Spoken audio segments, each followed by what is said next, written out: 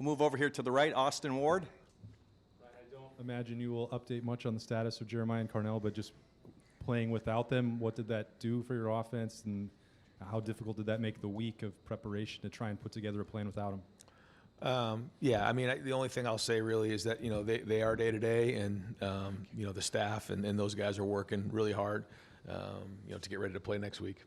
Over here to the left, Joey. No, but sorry, but I'm just, just talk about the week and everything. I felt like, the guys had a really good week of work in terms of focus, and it was an opportunity for guys to step up in different ways.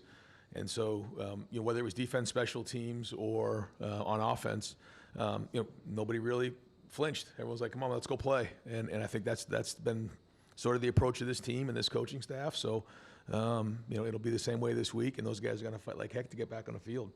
But no, I thought the guys played hard today. I thought, I think the running game averaged just under 7 yards a carry, and then I think on 35 rushing attempts, we held them to 66 yards. So, that was really well done, and they came out fresh, and they had a couple of things for us that were a little bit different, coming off of the bye week. But I thought our guys handled it again, sort of businesslike. So overall, that was well done. There's obviously things that, if we think we're going to get away with fumbling the ball on the 1 yard line or putting the ball on the turf, that's going to cost us a game. We know that can happen. But overall, there was a physicality in the game that I thought, was set from the jump. And again, for the seniors, can't thank them enough publicly. I've done it before, but I want to do it again. The true warriors on the field and everything they've done, because they put it on the field. They're the ones. And so, on behalf of everybody at Ohio State, these seniors deserve to be thanked for what they've done. Certainly what they've done for me and my family, and all the coaches, and for the brothers. And that's why, it was our obligation to make sure we did our best for them, to make sure that their last game on the field was special. And I think they had a great game, and they played hard. And guys like Caden Curry, what a great play he had. And so great to see them, finish out, senior day with a win like this.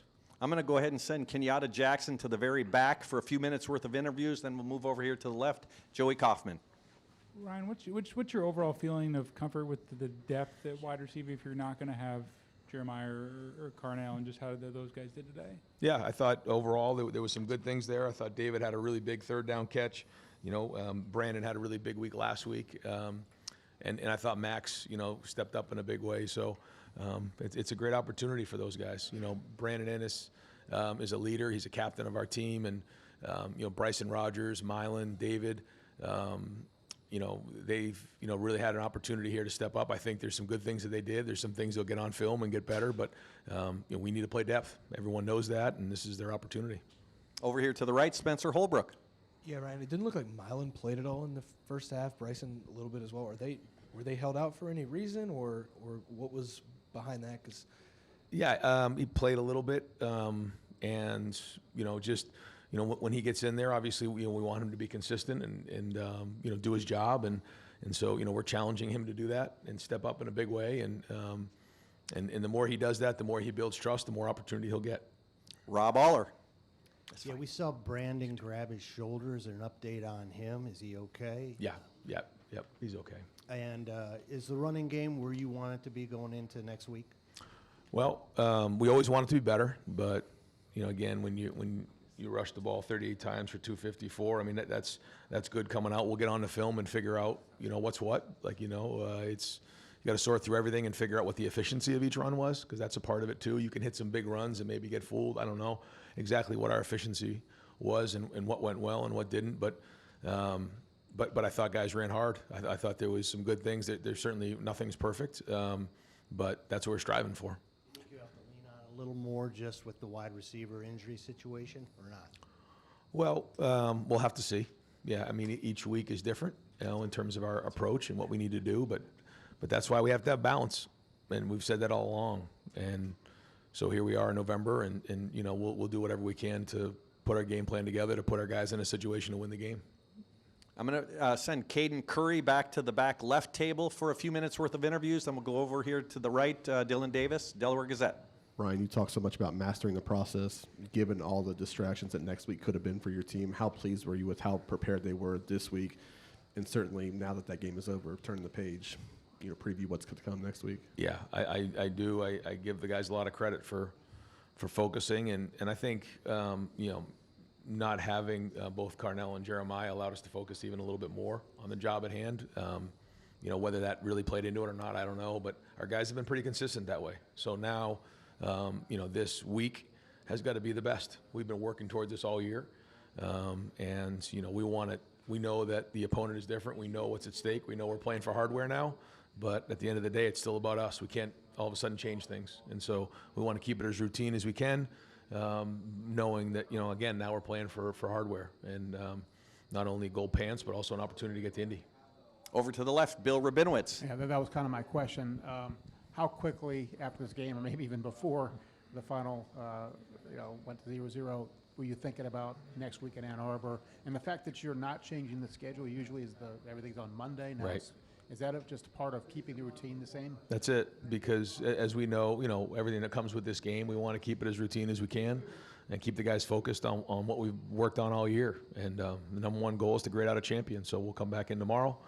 We'll grade this film, figure out who's a champion in this one, and quickly move on to the Wolverines. Were thoughts already started to creep in your head before the game? Yeah, they're always in the back of our mind in terms of what we're working towards. We know this is the last game of the year and what it means to everybody here. So, it doesn't take long in the fourth quarter once the game was in hand to, everybody start figuring out, this thing's coming fast, and it was just a good look in everybody's eye in the locker room, man. We're excited about this one, and just need to focus on, what really matters, and that's everybody just doing their job and going on the road, and what's going to be a great environment, and going to get it done. So that'll be the focus, and we'll continue to do what we've done all year.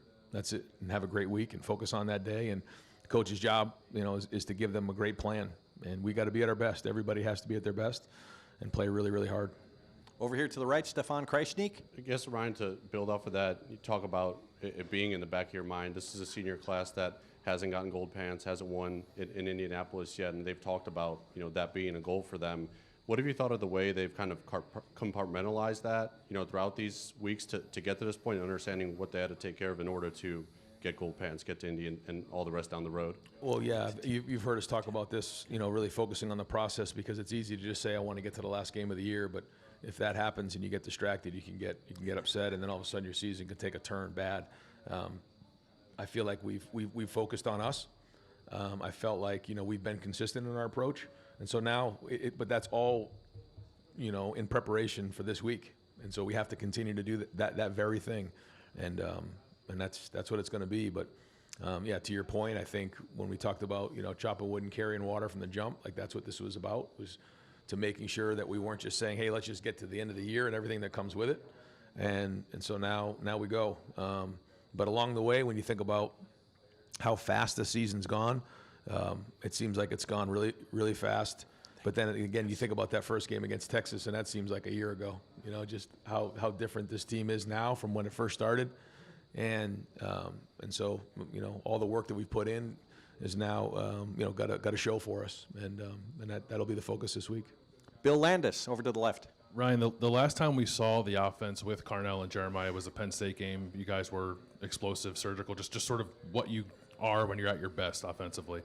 What is your confidence level that you can get back to that with those guys being sidelined the last couple of weeks and not having just the momentum going into this game next week? Well, we'll figure that out once we know what the status is, but the ultimate goal is to win the game, and that's it. And, we're going to do everything we can to win the game based on what we have, and we'll just go from there. Over here to the right, just got time for a couple more. Tim May. Yeah, first I'd like to salute Jerry Emig on both tours of duty with the Ohio State football team. Well done, Jerry. Thank you. I don't know if I get that chance later. Ryan, does a 49-yard run count as a home run by James Peoples? You understand what I'm saying? I've been asking about getting that home run. But then number two, what is your confidence in this run game?